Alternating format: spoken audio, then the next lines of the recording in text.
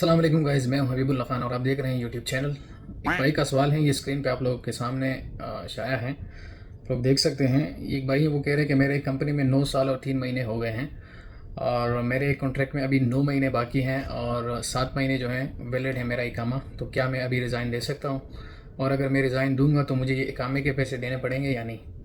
सबसे पहले डिटेल में जाने से पहले मैं सारे भाइयों से जो ये वीडियो देख रहे हैं और एक रिक्वेस्ट करूँगा कि कभी भी किसी भी कंपनी में अगर आप लोगों ने फ्यूचर में आगे बढ़ना है, सऊदी में या किसी भी कंट्री में हो, या आप यूरोप में हो या सऊदी में हो, कतर में हो, यूएई, जिधर भी हो, आप लोगों ने किसी भी कंपनी में 2 साल से ज़्यादा अरसा नहीं गुजारना।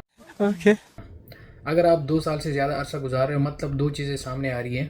या तो एक, आप इंतहाई लेज़ी किस्म के इंसान हो और आप उधर ही आप कंफर्ट जोन में आ गए हो, आपको बस पैसे आ रहे हैं, आप घर भिजवा रहे हैं, बस गपागप चल रहा है। सही कह रहे हो भाऊ।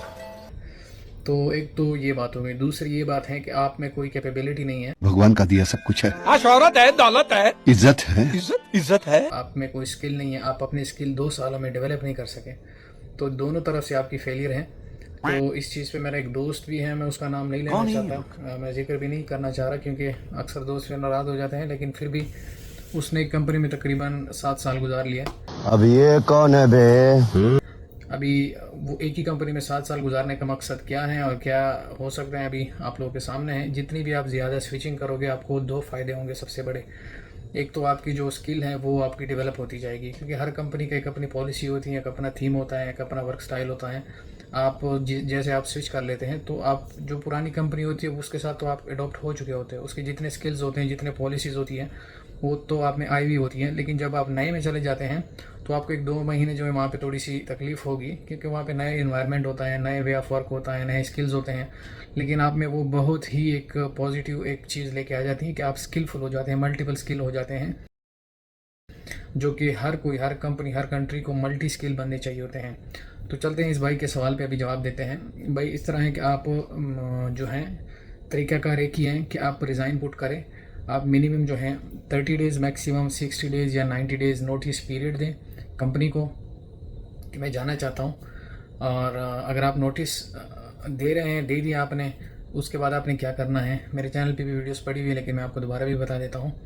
तब आपने करना ये है कि जब आपका नोटिस, आपने 2 तरीक़ों से भेज सकते हैं, या तो आप हार्ड फॉर्म में प्रिंट करके रिसिग्नेशन लेटर लिख के क्या वजह है आप जाना चाहते हैं, या जो रीजनिंग वो है वैलिड होनी चाहिए, वो आप लिख लें और उस पर अपना भी साइन कर लें और अपने एचआर से भी साइन ले लें, अपने मैनेजर से साइन ले लें। दूसरा तरीका जो बहुत अच्छा एक तरीका है वो है ईमेल के थ्रू अपने यही लेटर आप साइन करके ईमेल पे, आप कंपनी के ईमेल पे सेंड कर दें, अपने मेल से कंपनी के ईमेल पे इसको भिजवा दीजिएगा। तो उसी दिन से आपका जो है नोटिस पीरियड स्टार्ट हो जाएगा। और असल में इसका फ़ायदा क्या होगा, जब आप चले जाते हैं, अगर खुदा न खास्ता कंपनी आपको रिलीज़ नहीं करती, तो आप कुआ पे केस ओपन करके या लेबर कोर्ट में केस ओपन करके आप इजीली ट्रांसफ़र ले सकते हैं। और तरीक़ाकार यही है, कंपनी आपको कभी भी नहीं रुकवा सकेगी। रही बात कि आपको इकामे के पैसे देने पड़ेंगे या नहीं, तो ये जो रिज़ाइन आप दे रहे हैं इसमें आप सेफ साइड पे हो जाते हैं, आपको कोई भी इकामे के पैसे नहीं देने पड़ेंगे। मैक्सिमम 90% केसेस में इकामे के पैसे आपसे कंपनी नहीं मांगती। कोई बहुत ही चूतिया किस्म का अगर कोई कंपनी वाला है, एचआर है, तो आपसे वो फिर ये डिमांड करते हैं कि मुझे इकामे के पैसे दे दें तो आपको मैं ट्रांसफ़र दूंगा। तो असल में डिपेंड कर रहे हैं कि आपने रिसिग्नेशन दिया कैसे हैं, आपकी जो कॉन्ट्रैक्ट है वो क्या कहता है। रिसिग्नेशन जब आप देते हैं तो उसमें कुछ चीज़ें होती हैं, अगर आप उस तरीक़ों से रिज़ाइन दे दें तो फिर आपको कोई भी पैसे नहीं देने पड़ेंगे, ना इकामे के ना किसी चीज़ के। लेकिन इनमें कुछ ऐसी भी चीज़ें हैं, अगर आप वो उस चीज़ों पे आप दे दें रिज़ाइन, तो फिर आपको जितने आपके कॉन्ट्रैक्ट के रिमेनिंग पीरियड होता है उसका हाफ सैलरी या फुल सैलरी, यानी जुडिशरी सऊदी लेबर लॉ ये कहता है कि आपको फिर देने पड़ेंगे। जो सबसे बेस्ट और सबसे अच्छा ऑप्शन है वो मैं आपको बताने जा रहा हूँ कि अगर कंपनी या कफ़ील आपके जो इस पर कॉन्ट्रैक्ट चीज़ें हैं, आपकी सैलरी हैं, आपकी जो लवाजमात हैं, जो आपको उन्होंने फैसिलिटेट करना है, वो चीज़ें अगर नहीं दे रहे, तो आप इस पर आर्टिकल 81 आप इसको टर्मिनेट करें, तब आप पे कोई पे नहीं आएगी, ना आपकी इकामा की फ़ीस आपको जमा करने पड़ेगा, ना कॉन्ट्रैक्ट जितना कॉन्ट्रैक्ट रिमेनिंग पीरियड है उसकी सैलरी आपको उनको देनी पड़ेगी, या हाफ सैलरी या फुल सैलरी।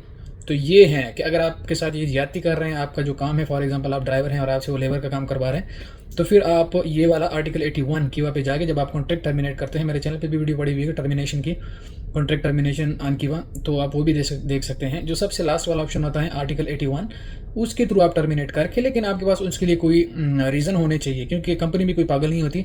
कल को अगर वो आपके ऊपर केस या कुछ इस तरह उठ पटा की चीज़ करती हैं तो आपके पास वो चीज़ें होनी चाहिए कि अगर मेरा फॉर एग्जांपल मैं ड्राइवर था लेकिन मेरे से ये लेबर का काम करवा रही थी, ये मेरे पास सबूत है, ये मेरे पास तस्वीरें हैं, ये मेरे पास वीडियोज़ हैं, तो ये चीज़ें जो है ना फिर वहाँ पर कोर्ट होती हैं। तो ये चीज़ें थी कि कॉन्ट्रैक्ट को टर्मिनेट करते वक्त आप लोगों ने बहुत सारी चीज़ें रिसर्च के बाद आप टर्मिनेट करें, तब आप नुकसान से बच सकते हैं। सो हमारे चैनल को लाजमी सब्सक्राइब कर दीजिएगा, बेल आइकन प्रेस कर दीजिएगा। Thank you for watching and supporting.